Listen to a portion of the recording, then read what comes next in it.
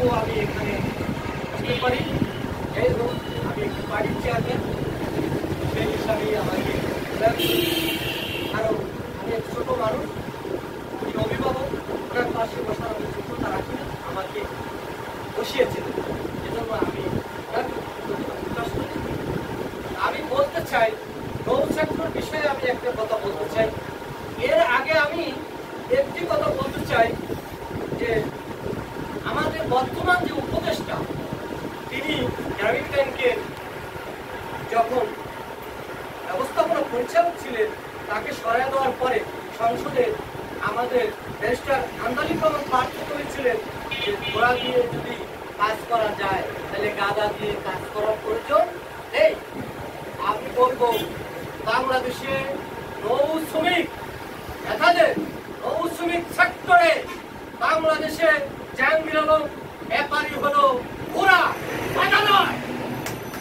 অতএব নৌ সেক্টর যদি সুন্দরভাবে চালাতে হয় তাহলে সেই ঘোড়া দিয়ে চালাতে হবে, যে তার নাম হলো এই নৌ সেক্টরের জাহাঙ্গীর আলম ব্যাপারী, যাকে আমি সাংবাদিক হিসাবে আমি তৃণমূলে এই নৌ শ্রমিকদের কল্যাণে কাজ করতে বাস্তবে দেখেছি, যত অনুষ্ঠান দেখেছি।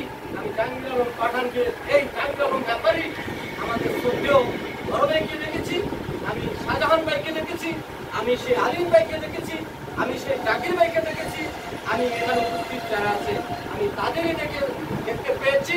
আমি একজন সাংবাদিক হিসাবে যে না, নৌ শ্রমিকদের যত বিপদ হয় তারা এসে দাঁড়ায়। এই জন্য আমি বললাম যে ওই নৌ সেক্টরের ওরা হলো আমাদের এই জাহাঙ্গীর আলম ব্যাপারী, যিনি নৌ শ্রমিকদের জন্য কাজ করে যাচ্ছে।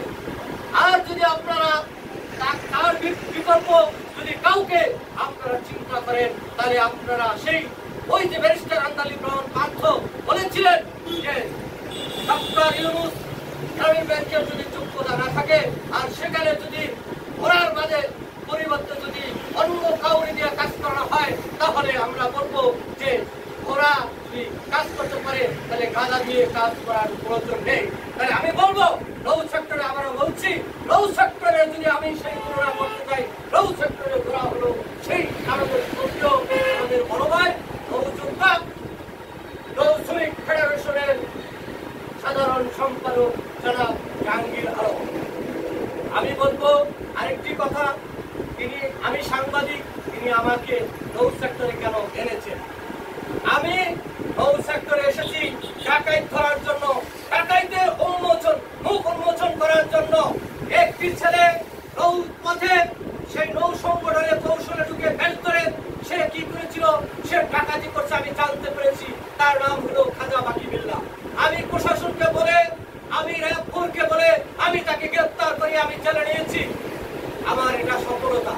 আমার সেই সফলতা দেখে সেই জাহাঙ্গীর আলম সাহেব বুঝতে পেরেছেন যে না, নদীর পথে ডাকাত ধরতে গেলে প্রশাসনকে ডাকার জন্য একটি লোক যদি দরকার হয় তাহলে একজন সাংবাদিক দরকার। সে নূর হোসাইন আমাকে ডেকে নিয়ে তারপরে নৌ শ্রমিক ইউনিয়নের একটি সেক্টরের সভাপতি বানিয়েছেন। হয়তো আমাকে আজকে এখানে কেন ডেকেছেন আমি জানি না, হয়তো আমাকে উনি ওনার পাশে ছোট্ট একটি জায়গায় হয়তো রাখার ইচ্ছা পোষণ করেছে।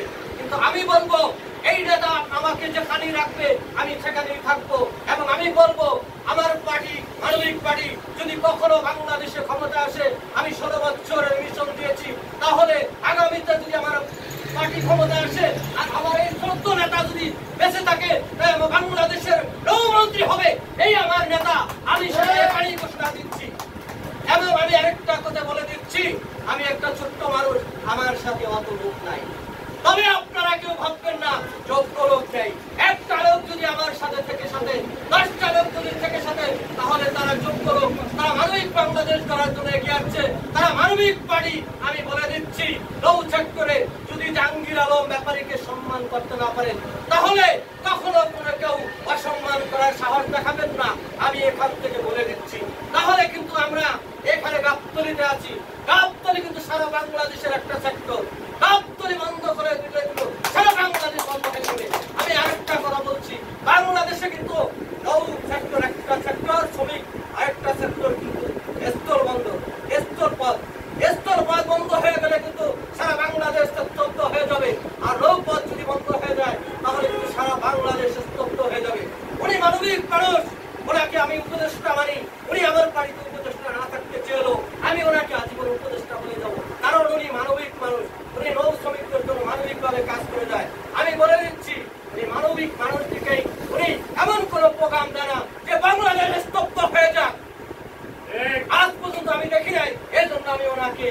একটা মানি, ওনাকে আমি ভালোবাসি। উনি যখন যেখানে ডাকবে আমি সেখানে থাকবো। আমি সর্বোপরি আবারও বলে দিচ্ছি, আপনারা কেউ ওনাকে নৌসাদ করে যদি সম্মান করতে না পারেন, অসম্মান করার সার দেখাবেন না। আমি সাংবাদিক, আমার যতটুকু কলম চলে আমি ততটুকু কলম আপনার বিরুদ্ধে লাগবো। কারণ আপনি যদি তার দিকে আঙ্গুল তাকান, আমি বলবো আপনি শ্রমিকদের বিরুদ্ধে আঙ্গুল দিচ্ছেন। আপনি শ্রমিকদের কল্যাণ মঙ্গল কামনা করতেছেন না, অমঙ্গল কামনা করতেছেন। আমি আবার বলে দিচ্ছি, এটা কিন্তু লাইভে দিয়েছি, বলে দিয়েছি আপনি লাইভ দেখ, যারা বিশ্বের মানুষ দেখুন। আমি বিচার দিচ্ছি এখান থেকে যে আমাদের ভারতীয় নেতা, শ্রমিকদের ভারতীয় নেতা, শ্রমিকদের কল্যাণের নেতা, তার নাম জাহাঙ্গীর আলম পাঠান। আমি আবারও বলছি, জয় মানবিক, জয় হোক মানবতার চিকিৎসা, মানবিক পার্টি, মানবিক বাংলাদেশ করার জন্য, মানবিক মানুষ তৈরি করার জন্য, মানবিক মানুষকে সহায়তা করার জন্য জন্ম হয়েছে। আপনারা দোয়া করবেন 18 কোটি মানুষের রাজনীতি করতে পারি করেও সেই প্রত্যাশা আমি রেখে এগিয়ে যাচ্ছি। সকলে দোয়া করবেন। আসসালামু আলাইকুম ওয়া রাহমাতুল্লাহি ওয়া বারাকাতুহু।